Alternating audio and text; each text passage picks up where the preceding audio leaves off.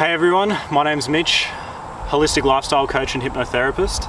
I'm here today with the CEO, someone very special, of Lakeside Wellness in Canberra.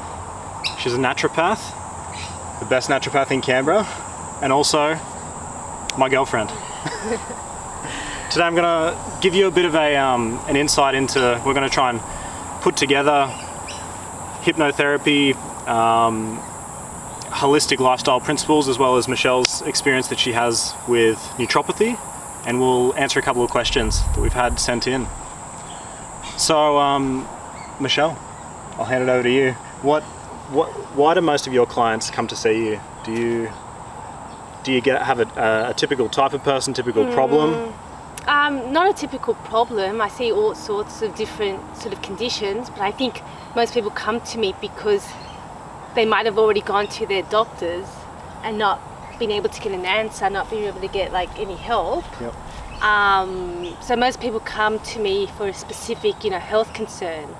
So I see everything from digestive, like chronic digestive problems, IBS, SIBO, to stress, fatigue is a big one, female hormonal problems.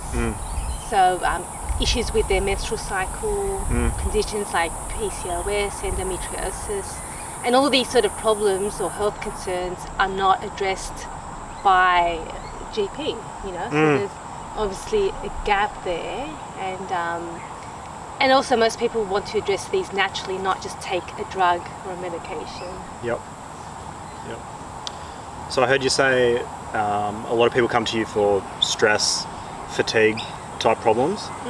Is that a large part of your clientele? Would you say, amongst their other presenting issues, is that a big one? Yeah, it's interesting because a lot of people will come in, let's say, for reflux, let's say, or they come in for a sleeping problem. But 99.9% of my clients are stressed. So even though they're not coming because they feel they're stressed, they are stressed. And if you don't address the stress, their problems are not going to get any better. We've got to address stress, and sometimes it's difficult to get them to understand that it's stress that's actually an aggravating factor for their symptom. Yes. So you said before that a lot of people, they might have gone through the typical doctor allopathic route, and the doctors would traditionally treat the symptoms, correct? Yeah, as opposed to, correct. Would you say that you address more the underlying root cause? Yes, absolutely. So I only sort of try and uncover the underlying root causes of the presenting complaint. And rarely does someone come in with one issue, So it is a bit of a sort of putting the pieces of the puzzle together, because you need to work out like what's the cause, what's aggravating it, what is, how would I say, what are the obstacles to cure, because that can be a big thing. Like it might be their diet that's holding them back from getting better, or it might be their stress, stressful lifestyle. Yes.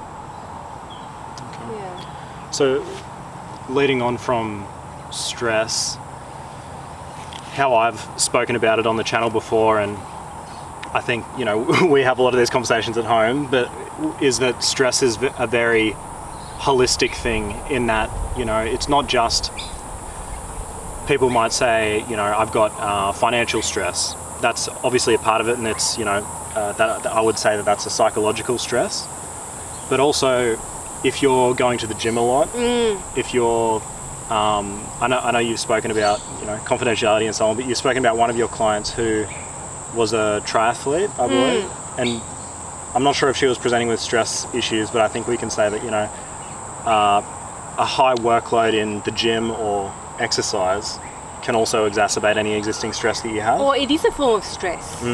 Stress doesn't have to be psychological. It could be physical, environmental, chemical. You need to take into account all the different types of stressors someone might be under. Yes. Okay. With would you have any general advice for the audience from your perspective? Would you have a piece of wisdom to give to them to do with from your clients that have come in? If you could just give the audience one bit of advice to improve their health from a naturopath's perspective, what would that be? Well, that's a good question. One piece of advice, I would say, really try and tune in to your own body, because everyone is really different. So it's hard to give a sort of blanket prescription, but if you learn to tune into your own body, then you're going to be better able to hear what it needs, because no one knows your body more than you yourself. So that's where things like intuitively eating comes into play. You're going to know when you need to rest, where your energy is sitting. And so many people are disconnected from their bodies that it is difficult to do. So maybe we can talk about some things people can do to feel more connected. That's a good point. Within themselves. Well,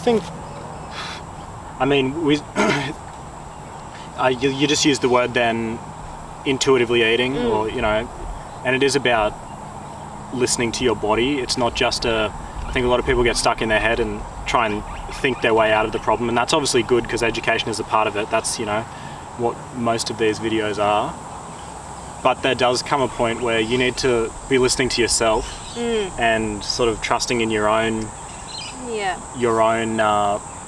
guidance system. And it's all good to say there's things like guidance system and intuition and so on, but sometimes it's even just a case of you eat something and you can feel it's not sitting well with you. So maybe you go, okay, well, should I be eating watermelon? Yeah, I don't know. exactly, Should I be eating?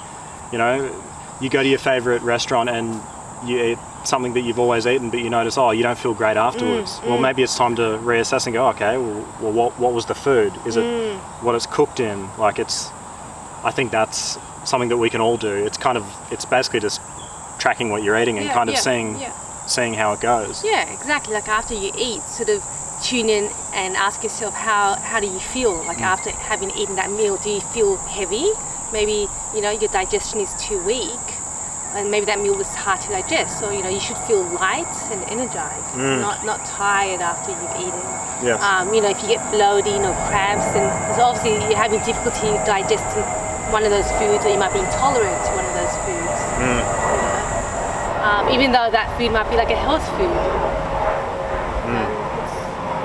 It's really individual. Yeah. And that kind of leads me into the third question that I had, which was, it was going to be linked into you talking about intuitively eating as well, was, do you think there's any health trends or general health advice that is given to the general population that isn't great advice or isn't a one-size-fits-all prescription? And from my perspective, I think prescriptive diet plans, like, you can go into whether it's vegetarianism, veganism, even like paleo or, carnivore. I think that they're all good and they're all useful, but I think that they're most certainly not a one-size-fits-all, and that you can't just say, this made me feel good. It's going to make you feel good. Do you agree with that? Yeah, of course. Yeah. Different diets work for different people. And some people feel amazing on a keto diet. Some people feel awful. So that's the perfect example of listening to your body. Just because a diet has worked for someone doesn't mean it's going to work for you. You just try it out and then see how you feel. But so going back to your question of advice, general health advice that's probably not the best, or well, just I guess just general fads, whatever the fad is. Yeah. What's been some recent fads? Like maybe intermittent fasting has been a big thing. I mean, again, it's maybe not for everyone. If you have adrenal fatigue, then you don't want to be not eating. Because that causes more stress on the body. You know, it causes your body to create more cortisol to boost up, to increase your blood sugar levels. So, which means, you know, you're taxing your adrenals. So if you are adrenally fatigued, you have adrenal fatigue, you know, you really don't want to be fasting. You want to be eating small, regular meals. So a lot of people, like a lot of my clients, you know, read things like that and then they'll ask me, oh, should I do this? Should I do that? And it's really an individual thing. It really comes down to the person. Just because there's a way of eating or some sort of maybe lifestyle hack that is popular doesn't mean that it's going to be beneficial for you. And that's why I guess seeing a naturopath is always like a good idea if you're suffering from, you know, health issues, because then, you know, you're going to be running around like, you know, Dr. Googling, and you might end up worse than you started. And you need that sort of expert advice on like what you should be doing. A little bit of guidance can go a long way, especially with your health. Yeah, absolutely. All right. Did you have anything else to add? Not sure. I think that's it. Well, if you've enjoyed, like and subscribe. Say goodbye to Michelle. Michelle, say goodbye. Thanks for watching. Bye. Bye.